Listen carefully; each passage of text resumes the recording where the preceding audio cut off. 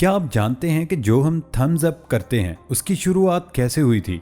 और क्या आप जानते हैं कि ऊंट बिना खाए पिए लंबे अरसे तक कैसे जिंदा रह सकता है? और क्या आप एक ऐसे कबीले के बारे में जानते हैं जहां लड़की को अपने बाप से शादी करनी होती है? ऐसे ही मजीद कुछ इंटरेस्टिंग फैक्ट्स को जानने के लिए वीडियो के आखिर तक हमारे साथ रहें। मैं हूं हम्माद सादिक और आप देख रहे हैं रियलिटी फैक्ट्स। वीडियो अगर पसंद आए तो उसे जरूर लाइक कीजिएगा क्योंकि इससे हमारी हौसला अफजाई होती है। अगर आप हमारे चैनल पर नए हैं तो चैनल को सब्सक्राइब कर लीजिए और साथ मौजूद बेल आइकन को प्रेस करना मत भूलिएगा ताकि हमारी हर वीडियो को आप बआसानी देख सकें। फैक्ट नंबर 1, फिजा में नजर आने वाले ज्यादातर बादल कुदरती तौर पर ही वजूद में आते हैं, लेकिन कुछ ऐसे भी होते हैं जो इंसानी हाथों का कमाल होते हैं। इन बादलों को कंडेंसेशन ट्रेल या कंट्रेल क्लाउड्स भी कहा जाता है। ये हवाई जहाज के इंजन से निकलने वाले नमी वाले धुएं से वजूद में आते हैं।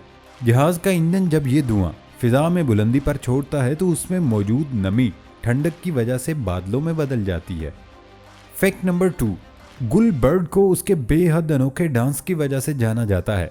ये बर्ड घास पर अपने पैरों की मदद से बहुत ही अनोखा डांस करता है। घास की सरफेस पर ऐसी वाइब्रेशन पैदा होती है जैसी बारिश के दौरान होती है। जमीन के नीचे पाए जाने वाले अर्थवर्म को ऐसा लगता है कि बाहर बारिश हो रही है और वो अपने आप ही घास से बाहर आ जाते हैं। इस तरह ये बर्ड बहुत ही आसानी से उनका शिकार करके अपने पेट को भर लेता है। अभी आप अपनी स्क्रीन पर जो डांस देख रहे हैं उसे गुल बर्ड डांस के नाम से जाना जाता है, जिसमें आप देख सकते हैं कि ये बर्ड कितने अमेजिंग वे में अपने पैरों की मूवमेंट से घास में वाइब्रेशन पैदा करता है। वैसे इस बर्ड का डांस लाजवाब है। फैक्ट नंबर 3, जैसा कि हम सभी जानते हैं कि ऊंट बिना खाए पिए काफी लंबे अरसे तक रेगिस्तान में रह सकता है। ऐसा इसलिए कि ऊंट काफी ज्यादा अमाउंट में फूड और वाटर को कंज्यूम करके अपने हम्प में स्टोर कर लेता है। अगर आप भी सोचते हैं कि ऐसा ही है, लेकिन ऐसा बिल्कुल भी नहीं। असल में दोस्तों, ना तो फूड और वाटर को अपने हम्प में स्टोर करता है। कैमल का हम्प सिर्फ और सिर्फ रिच फैट को हम्प में स्टोर करता है। अब अगर बात वाटर की जाए, एक कैमल एक बार 76 लीटर के आसपास पानी को पी सकता है, जिसे वो अपने ब्लड स्ट्रीम में स्टोर करता है, जिसकी बदौलत स्टोर किया हुआ एक्स्ट्रा पानी ब्लड के साथ साथ ही उसकी सारी बॉडी में सर्कुलेट होता है। और ऐसा रिजल्ट कैमल को कभी भी डिहाइड्रेशन या फिर सनस्ट्रोक जैसी कोई भी प्रॉब्लम खड़ी नहीं हो सकती। तो आप ये कह सकते हैं कि कैमल का हम्प वाटर को स्टोर करने के लिए नहीं, बल्कि फूड में मौजूद सिर्फ और सिर्फ रिच फैट को स्टोर करने के लिए होता है। फैक्ट नंबर 4, क्या आपको पता है कि इस दुनिया में एलिफेंटियासिस नाम की एक बहुत ही रेयर डिसऑर्डर मौजूद है। इसमें किसी भी इंसान के लेग पार्ट कुछ इस तरीके से काफी बड़े और हार्ड हो जाते हैं। असल में दोस्तों, ऐसा हमारी बॉडी में लिम्फेटिक वेसल्स में रुकावट आने की वजह से होता है, जिसकी बदौलत हमारी बॉडी की बहुत ही वेसल्स और उसके आसपास के टिश्यूज कुछ इस तरीके से सूज कर हार्ड हो जाते हैं। और आप ये जानकर हैरान हो जाएंगे कि इस डिसीज को दुनिया की सबसे रेयर डिसीज में भी माना जाता है, जिसका मेडिकल साइंस में अभी तक कोई भी इलाज मौजूद नहीं।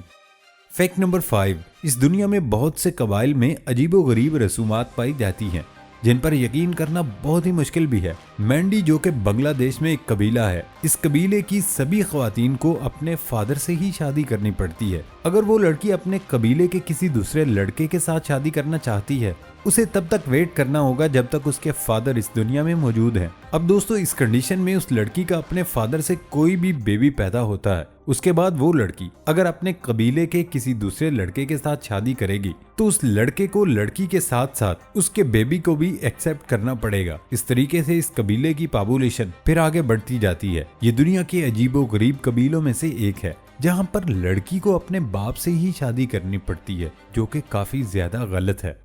फैक्ट नंबर 6, तुर्की के इस्तांबुल की बात है। वहां पर गोल्ड इंडस्ट्री को प्रमोट करने के लिए एक चैलेंज रखा गया। इसमें होता कुछ यूं कि जो इंसान एक बॉक्स से गोल्ड के पीस को सक्सेसफुली निकाल लेगा तो ये गोल्ड का पीस उसी का हो जाएगा। दुनिया में बहुत ही कम इंसान है जो ये चीज कर पाए, क्योंकि ऐसा करने के लिए आपके पास 2 चीजें होने चाहिए। पहला, आपका छोटा हाथ होना चाहिए, दूसरा आपके हाथ में दम होना चाहिए। आपको क्या लगता है कि आप सोने के पीस को बाहर निकाल पाओगे? नहीं, बहुत मुश्किल। फैक्ट नंबर 7, आपने जितनी भी डाइवोर्स के केस देखे होंगे वो शादी के 2-3 साल बाद या फिर 4-5 साल बाद हो जाते हैं, क्योंकि तब तक आपको पता चल जाता है कि आपका पार्टनर कैसा है। लेकिन क्या आप जानते हैं कि दुनिया में सबसे ज्यादा टाइम बाद तलाक कब हुई? इटली के रहने वाले एक कपल की बात है। हस्बैंड का नाम एंटोनियो और वाइफ का नाम रोजा सी था। एंटोनियो की उम्र 98 ईयर और रोसा की उम्र 96 है। एंटोनी को शादी के 77 यानी 77 ईयर के बाद पता चला उसकी बीवी का 1940 में एक बंदे के साथ अफेयर चल रहा था। ये बात जानने के लिए एंटोनी रोसा के पास गया और उसे तलाक के कागज पकड़ा दिए। आपको क्या लगता है कि शादी के इतने साल बाद तलाक देना क्या सही था या फिर एंटोनी को माफ कर देना चाहिए था? हमें कमेंट करके लाजमी बताएं। नए आने वाले दोस्तों से गुजारिश है हमारे चैनल को सब्सक्राइब करना मत भूलें और साथ मौजूद बेल आइकन को दबाना मत भूलें।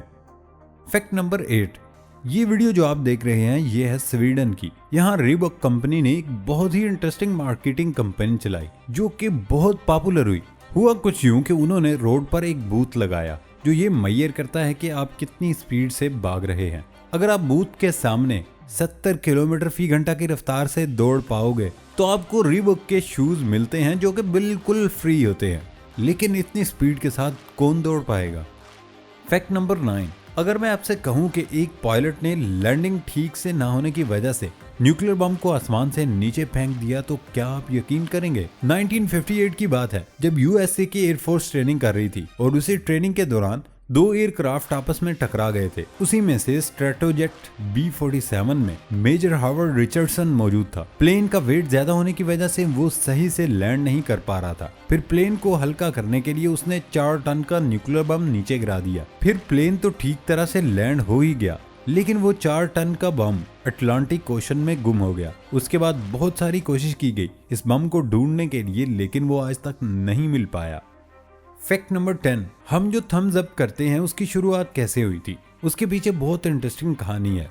2000 साल पुरानी बात है। एंशिएंट रोम की। तब वहां पर बड़े बड़े सिटीजन के बीच में ग्लैडिएटर लड़ाई करते थे। ग्लैडिएटर्स होते कौन थे? ये प्रिजनर्स होते थे जो क्राइम करके जेल के अंदर आए होते थे। उनके बीच की लड़ाइयों को देखने के लिए ऑडियंस बैठी रहती थी। जब एक ग्लैडिएटर जीत जाता था तो दूसरा हार जाता था। जीतने वाला ऑडियंस की तरफ देखता था और अगर ऑडियंस थम्स अप करती थी तो उसका मतलब था ग्लैडिएटर को छोड़ दो, उसे मत मारो। और अगर ऑडियंस थम्स डाउन करती थी तो उसका मतलब था ग्लैडिएटर को छोड़ दो, उसे मत मारो।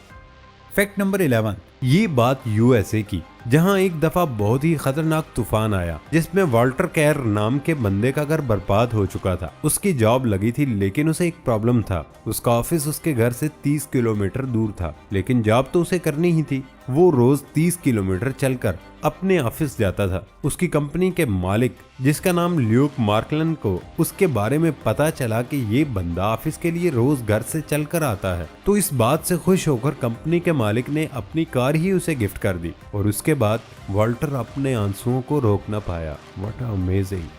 दोस्तों आज की हमारी वीडियो आपको कैसी लगी कमेंट करके लाजमी बताएं। नई वीडियो आने तक इजाजत दें। अल्लाह हाफिज।